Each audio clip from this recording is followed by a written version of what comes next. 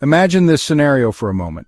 You walk into your local Walmart, shopping list in hand, ready to tackle your weekly grocery run. You're expecting the usual sights and sounds, but something is immediately off. The usual bustle of shoppers and employees is conspicuously gone, replaced by an eerie, unsettling quiet that hangs in the air. The produce section is already picked over, looking like it's been ransacked. The vibrant displays of apples and lettuce are nearly gone, reduced to a sad scattering, and there's absolutely no one around restocking the shelves or tidying up the mess. You try to rationalize it. You think, maybe a delivery truck was running late this morning. But as you venture further into the store, the dairy aisle and meat department tell a similar story. They're just as empty, with bare shelves and a distinct lack of activity. You spot a single, clearly overwhelmed employee frantically scrambling to cover 3 different sections, their face etched with exhaustion and desperation. This isn't a case of panic buying before a hurricane or a sudden surge in demand. It's something far deeper and more unsettling than that. The shelves aren't empty because of a sudden rush of customers. They're empty because the very people who are responsible for filling them, stocking them, and managing them are simply gone. This isn't just a simple supply chain breakdown or a logistical hiccup. It's a fundamental human chain breakdown, a collapse of the workforce that keeps our economy running. The essential workers who keep America's stores running smoothly, day in and day out, are vanishing without a trace, leaving behind a gaping vacuum that simply can't be filled, no matter how many help-wanted signs are plastered on the windows. And this isn't the result of a widespread strike or the emergence of a new devastating pandemic. It's the direct result of a seismic shift in labor law, a radical change that's sending unprecedented shockwaves throughout the entire American workforce. What you're witnessing in that eerily quiet Walmart aisle is the very front line of a rapidly escalating national labor crisis, a crisis that's fundamentally changing the American way of life as we know it. So, where did everyone go? The answer? They left. In states like Florida and Texas, hundreds of thousands of migrant workers who picked crops, built homes, and stocked shelves have vanished from the workforce. Farms that once relied on hundreds of hands now have a fraction, leaving crops unpicked and projects unfinished. Walmart supercenters in high immigrant areas lost up to 40% of their overnight staff in weeks. The remaining workers are stretched thin, unable to keep up. This isn't just job hopping, it's a mass exodus driven by fear. New laws made the risk of going to work of being stopped, questioned, or deported too high. Workers disappeared to protect their families, leaving a gaping hole in the labor force. The result: empty shelves, delayed projects, and a crisis that's only growing. The American economy is feeling the loss in every aisle and every field. The root of this crisis? A landmark Supreme Court decision, Arizona versus Department of Labor. The court gave states the power to enforce their own immigration employment laws, weakening federal oversight. States like Florida and Texas quickly passed strict laws, mandatory E-Verify, harsh penalties for undocumented workers, and invalidated licenses for non-citizens. For workers, a routine traffic stop could now mean arrest and deportation. For businesses, hiring became a legal minefield. Employers faced fines or even jail for hiring undocumented workers, forcing them to let go of trusted employees. The result: fear spread through entire communities. Workers stayed home, pulled kids from school, and avoided public life. The Supreme Court's decision didn't just change laws, it changed daily life for millions. The vanishing workforce wasn't a protest, it was self-preservation. The ripple effects are being felt in every corner of the economy. The food chain, once a marvel of efficiency and abundance, is now showing signs of severe strain. The intricate network that brings food from farms to our tables is breaking down. And it's happening at every link, from the fields to the factories and all the way to your local grocery store. The consequences are becoming increasingly visible. In California, the heartland of American agriculture, vibrant strawberry crops rot in the fields, a heartbreaking waste of resources and potential sustenance. Why? Because there simply aren't enough pickers to harvest them. A critical labor shortage is crippling the agricultural sector, and the problems don't stop there. Processing plants, vital for transforming raw produce into consumable goods, are running at a mere 60% capacity. They are unable to staff second and third shifts, leaving production lines idle and further exacerbating the food supply challenges. The lack of manpower is creating a bottleneck. Even when food is successfully processed and packaged, ready to be shipped to stores, it often sits in warehouses, delayed by persistent labor shortages at distribution centers. The goods are ready, but the workforce isn't there to move them. At Walmart, representing the last crucial link in the chain, the stockers, the individuals responsible for getting products onto the shelves, are missing too. The shelves remain bare despite the demand. The remaining employees are stretched thin and utterly overwhelmed, desperately trying to unload incoming trucks, diligently stock shelves with limited resources, and simultaneously answer a barrage of customer questions all at once. The pressure is immense. Each missing worker, each unfilled position weakens the entire system, creating a domino effect that impacts everyone. The crisis we're facing isn't a single isolated failure, it's a cascade of interconnected problems, each amplifying the others.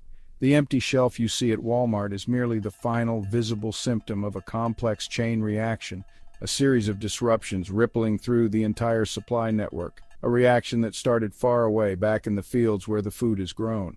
Millions of pounds of perfectly good food are tragically lost, wasted due to these systemic failures, and the resulting shortages ripple outward, impacting consumers and businesses alike.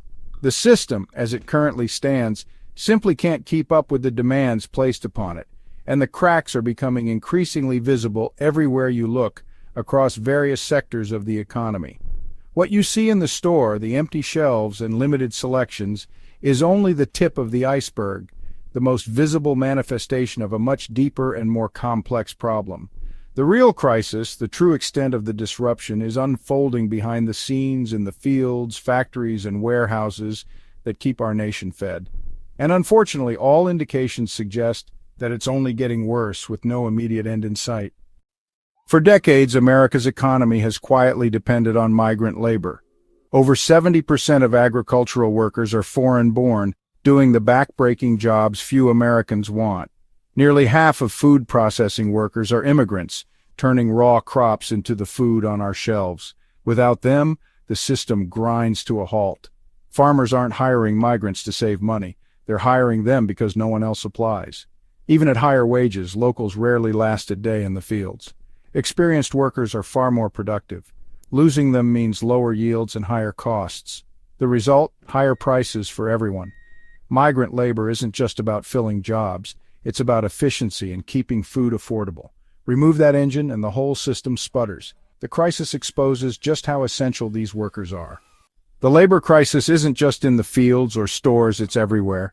Construction sites are stalled. In some states, up to half the workforce was foreign-born. Projects that should finish in months now take years, driving up housing prices. Restaurants are in chaos. Immigrants have long been the backbone of kitchens. With many gone, chefs wash dishes, owners work the grill, and menus shrink. Some restaurants close several days a week, others raise prices just to survive. The hospitality industry is struggling to stay afloat. The ripple effect is clear. Fewer homes, higher rents, pricier meals. The crisis is changing not just what we eat, but where we live and how we work. Every sector is feeling the strain, and there's no quick fix in sight. And America faces a tough question. How do we secure our borders without starving our economy? Calls for stricter enforcement are loud, but the economic fallout is real. Rotting crops, empty shelves, and soaring prices. Business leaders warn that the current approach is too blunt, punishing essential workers along with security threats. They push for a guest worker program, a legal path for the labor our economy needs. The challenge, finding a middle ground that balances security and economic reality. Past attempts at reform have failed, leaving the system broken. Now the cost of inaction is clear. Replacing hundreds of thousands of workers isn't as simple as posting "now hiring" signs. The issue isn't just political. It's about the interdependence that keeps America running. Without a solution, today's crisis could become tomorrow's new normal. History, with its cyclical nature, often provides valuable lessons. America has faced worker shortages before, navigating periods of scarcity and labor market challenges. A notable example is during World War II, when the Bracero program was established.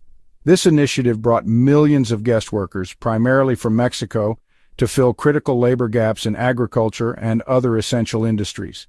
It was a coordinated effort to address a specific need.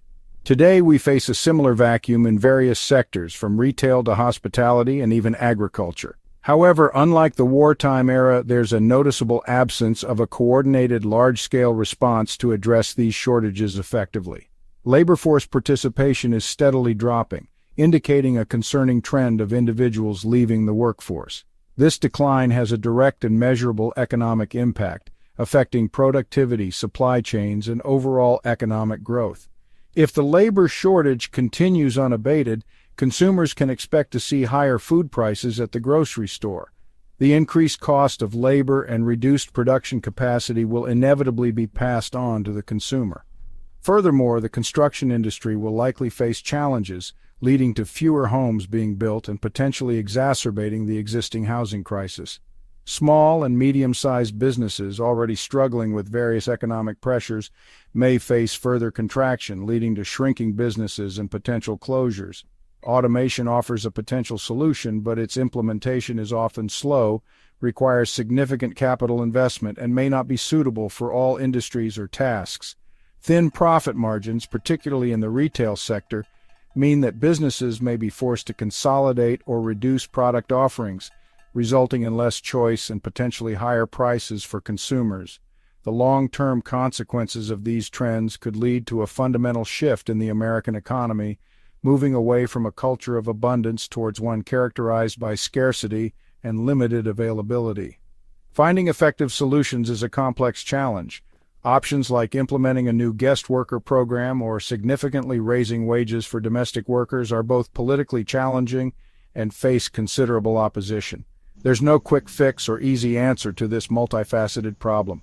Addressing the labor shortage requires careful consideration, collaboration, and a willingness to explore innovative solutions. So the next time you encounter empty shelves at the store or see "Help Wanted" signs displayed prominently, take a moment to remember that these are not isolated incidents, but rather symptoms of a much larger, more profound shift occurring within the American economy and its labor market dynamics.